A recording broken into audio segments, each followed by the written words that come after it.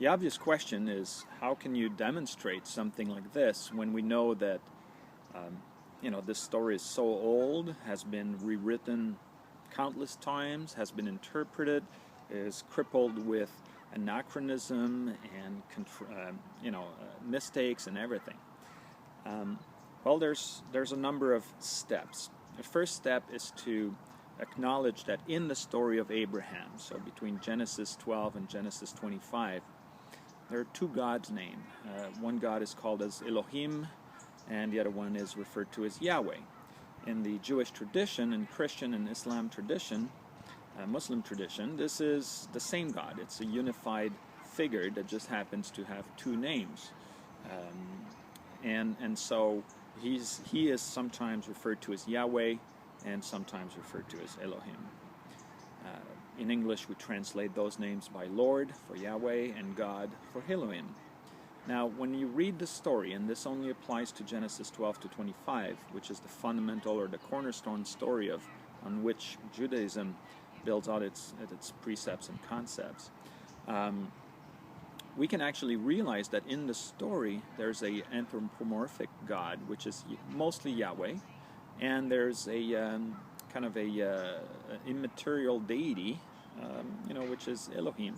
And so if you systematically look at the anthropomorphic figure and associate the name Yahweh with that figure, because in many cases it was replaced with Elohim, and that's, you can demonstrate how that was done.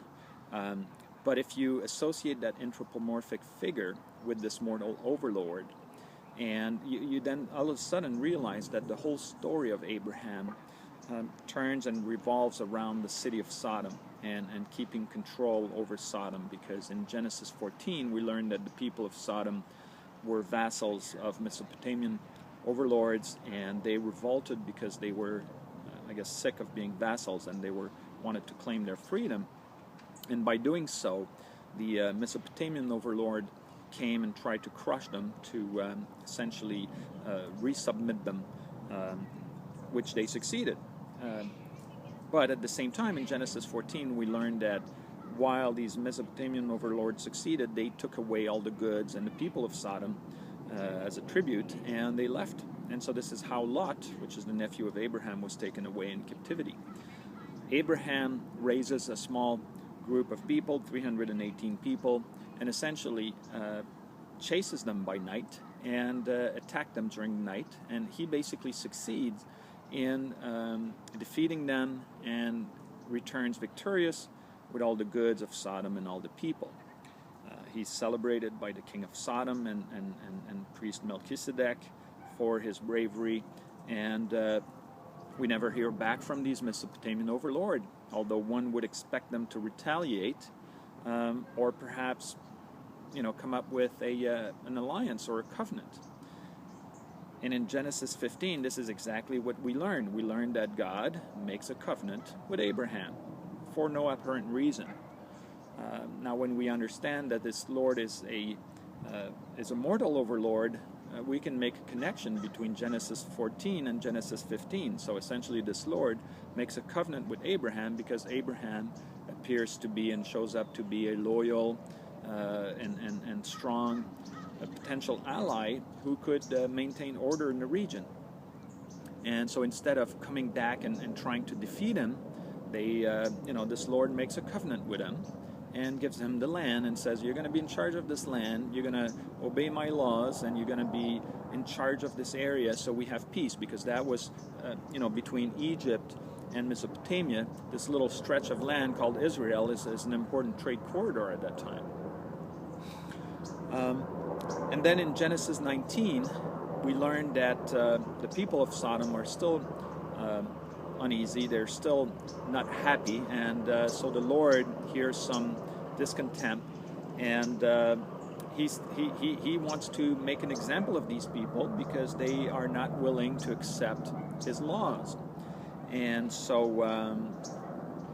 we learn in Genesis 19 that he wants to destroy Sodom's, and Abraham negotiates with him, because Abraham is a partner with Sodom. He's saved those people, and he's being respected.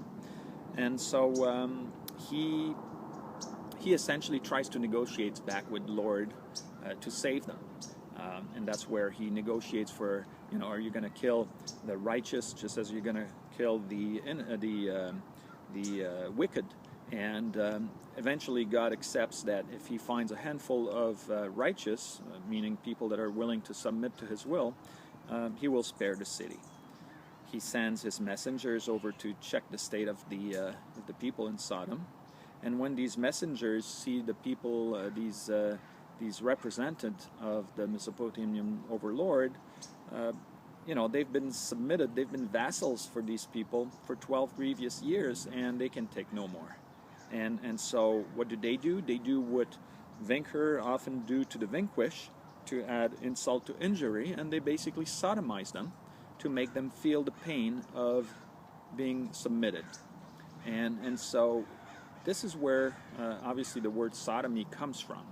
And so when these poor chaps return to their overlord and they explain the situation, he realizes that there's nothing really to do with these people but destroy them, because he's got to make an example of these people so that in the rest of the empire, other cities don't think they can just revolt and disregard his rulings.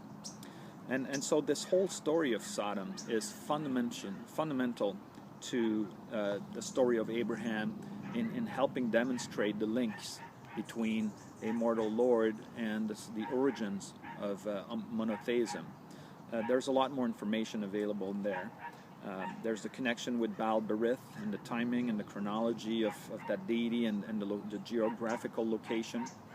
I'm also submitting to your review the possibility that it is actually there's a way to understand the chronology.